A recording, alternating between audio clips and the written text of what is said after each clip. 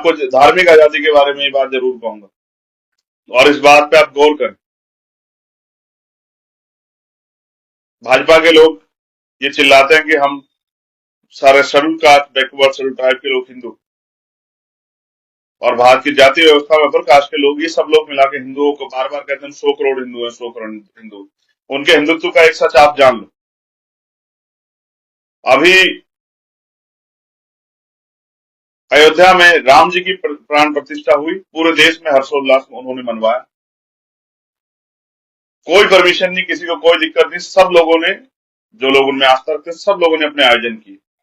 बहुत अच्छी बात है, करने चाहिए। लेकिन अभी मेरे पास जो कंप्लेन है वो इस बात की, सतगुरु रविदास जी महाराज की जयंती 24 तारीख की, और आप ये महसूस किए प्रधानमंत्री जी भी हमारी वोटों को लेने के लिए, हमारे लोगों को दिखाने के लिए कि वो सतगुरु रविदास जी महाराज का कितना सम्मान करते हैं, वो भी बनारस जाएंगे, मुख्यमंत्री भी उत्तर प्रदेश के साथ जाएंगे, बहुत सारे नेता भी जाएंगे। सम्मान कितना करते हैं इस बात को आप जान लीजिए।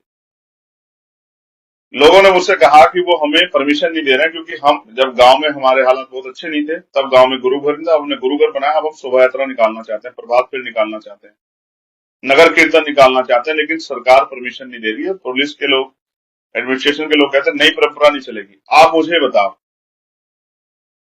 आप रोज इनको पढ़ाते हो कि आप हिंदू हो, हिंदू हिंदू, लेकिन आज जब ये अपनी शोभा यात्रा निकालने के लिए सतगुरु रविदास जी की, जिनमें प्रधानमंत्री भी आस्था रखने की बात करते हैं, जिसमें मुख्यमंत्री भी आस्था रखने की बात करते हैं, उन्हीं सतगुरु रविदास जी की शोभा यात्रा आप ही की सरकार और आप ही के प्रशासन के लोग नहीं निकलने दे रहे हैं। इस बात को हम किस तरह समझे? ये इस बात का उदाहरण है कि आपके लिए दलित पिछड़े वर्ग के लोग, आदिवासी लोग, ये तभी हिंदू होते हैं जब चुनाव में आपको इनकी वोट की जरूरत होती है या आपको दिखावा करने की जरूरत होती है।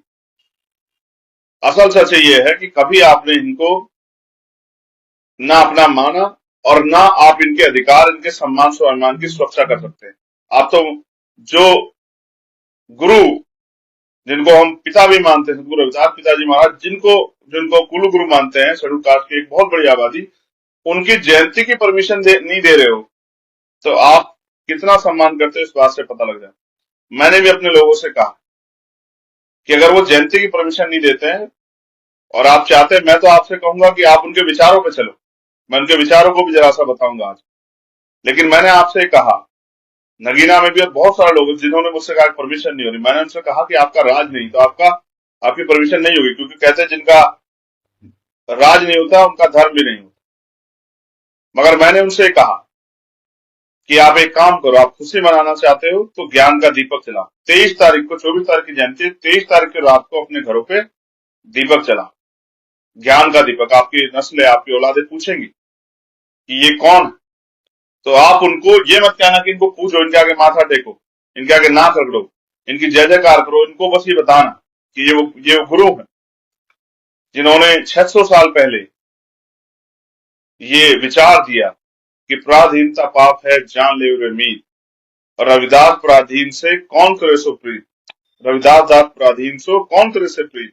यानी कि सतगुरु जी ने कहा है कि गुलामी पाप है, और अगर आप गुलाम का जीवन जी रहे हैं तो आपसे कोई प्रेम नहीं करेगा।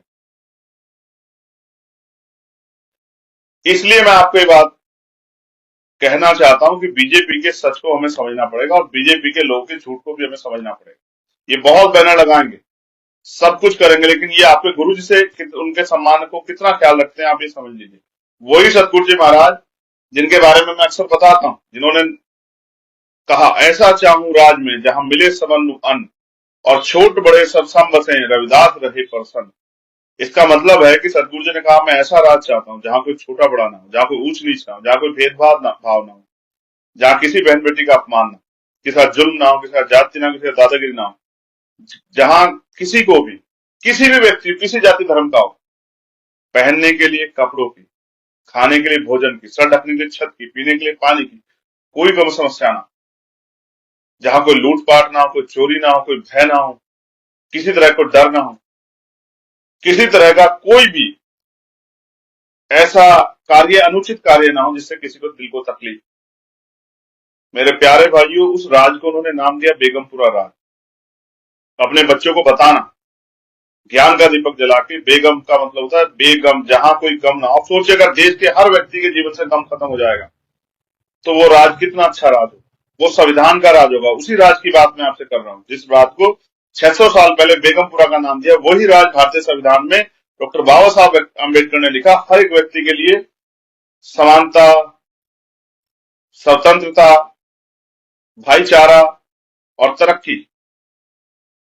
उसी राज की बात मैं आपसे कर रहा हूं। इसलिए मैं आपसे अपील करूंगा कि अगर वो नहीं परमिशन दे रहे हैं तो विरोध ना करें, इस तकलीफ से सबक लें और अपनी ताकत बनाने का काम करें। और 23 तारीख की रात को अपने घरों पे दीपक जरूर जलाएं।